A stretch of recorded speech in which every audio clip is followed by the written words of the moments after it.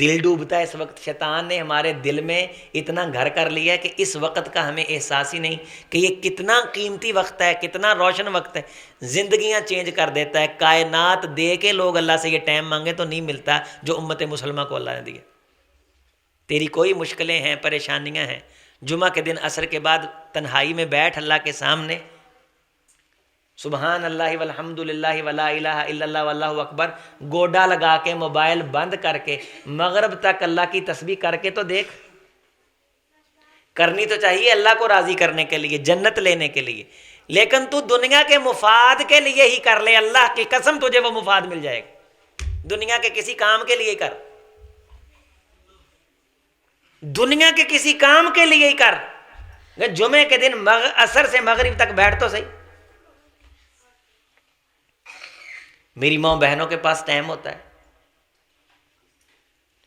سیانی بزرگ عورتوں کے پاس ٹائم ہوتا ہے, تسبیح پڑھ کے چپ کر کے داڑھ وٹ کے نکر میں بیٹھ کے جمعے کے دن عصر سے لے کے مغرب تک اپنی اولاد کے لیے اللہ سے جنت مانگے, جانے والوں کے لیے بخشش مانگے.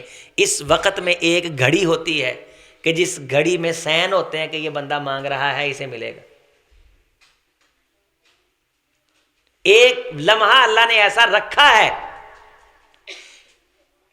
کہ لا یوافقها الا عبد مسلم. اس وقت کوئی مسلمان اللہ سے مانگ رہا ہو اور فرما برداری کی شکل میں اللہ کے سامنے بیٹھا ہوا ہو, تو وہ گھڑی جو اللہ نے عصر سے مغرب کے درمیان رکھی ہے, اسے وہ مل جائے, اس کی قسمت کے کیا کہنے. یہ تو ان لوگوں کے لیے ہے جنہیں علم ہے کہ ہم نے مرنا ہے, یہاں ہم نے واپس نہیں آنا, دین سچا ہے, اللہ کی طرف سے ڈیوٹیاں ہیں, یہ فرض ہیں. جیسے جیسے ہم دین کی چیزوں کو حیثیت نہیں دے رہے, ہماری بھی حیثیت ختم ہوتی جا رہی ہے. کوئی ہمیں ویلیو دینے کے لیے تیار ہی نہیں, نہ شادی میں, نہ بیاہ میں, نہ کسی دعوت میں, نہ بچے ہمیں کسی کھاتے میں لکھتے ہیں, نہ بیویاں کسی کھاتے میں لکھتی ہیں. سارا دن کما بھی رہے, صبح سے شام تک گھر آتے ہیں, ٹکے کی ویلیو نہیں. اللہ تعالیٰ کی ڈیوٹیوں کی جب دل میں ویلیو نہ رہے, اللہ اس بندے کو بے توقیر کر دیتے. اور یہ ہو رہا ہے. کوئی کسی کا احترام کرنے کے لیے تیار نہیں, کوئی کسی کو برداشت کرنے کے لیے تیار نہیں, کوئی کسی کو دل میں جگہ دینے کے لیے تیار نہیں.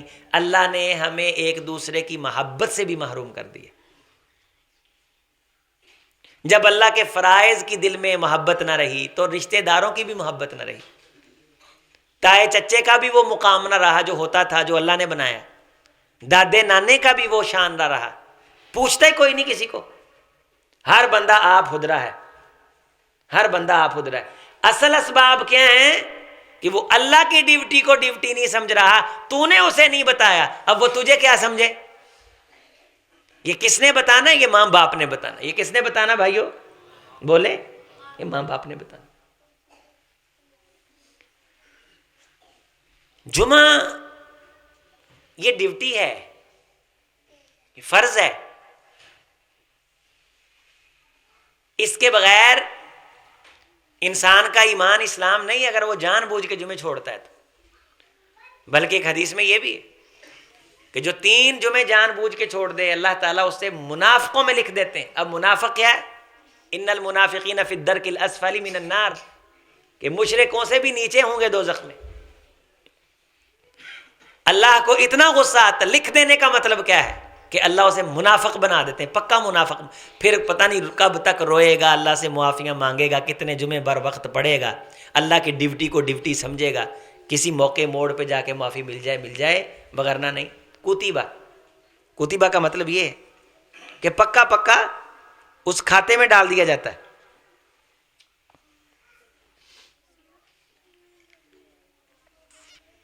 اس لیے اپنے آپ کو, اپنے بچوں کو یہ سمجھائیں اور اس بات پہ قائل کریں, اپنا فرض سمجھیں. ہم سے اللہ تعالیٰ نے یہ نہیں پوچھنا قبر میں کہ اولاد کو روزی روٹی کے لیے دکان ڈال کے دے کے آئے ہو کہ نہیں, پورا دین پڑھ لیں. اللہ نے یہ نہیں. اگر کوئی بھائی یہ کہتا ہے کہ اللہ نے مجھ سے, فرشتوں نے قبر میں پوچھنا ہے کہ بیٹوں کو ملازمت دلا کے آئے ہو کہ نہیں, وہ یہاں ہاتھ کھڑا کر دے اور دلیل دے دے. قبر میں فرشتوں نے پوچھنا ہے کہ بیٹے کو سکول ٹیچر کیوں نہیں بنا کے آئے.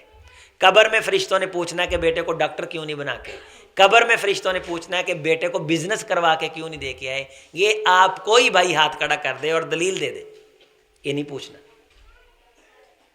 اولاد کو نمازی بنایا، اولاد کو دیندار بنایا، اللہ کی ڈیوٹیاں بچوں کو سمجھائیں، تو کس طرح برداشت کر لیتا تھا کہ جمعے کا وقت تیرے بچے گھر ہوتے تھے، سستی کرتے تھے، اور تو برداشت کر لیتا تھا.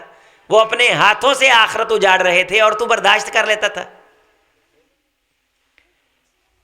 آپ دیکھیں گے انشاءاللہ کہ جب جمعہ کا آپ کے دل میں احترام آئے گا، ہمارے دل میں احترام آئے گا، اسے ہم ڈیوٹی سمجھیں گے، بر وقت ادا کریں گے، تو چند جمعوں کے بعد اللہ آپ کی ویلیو بنا دیں گے.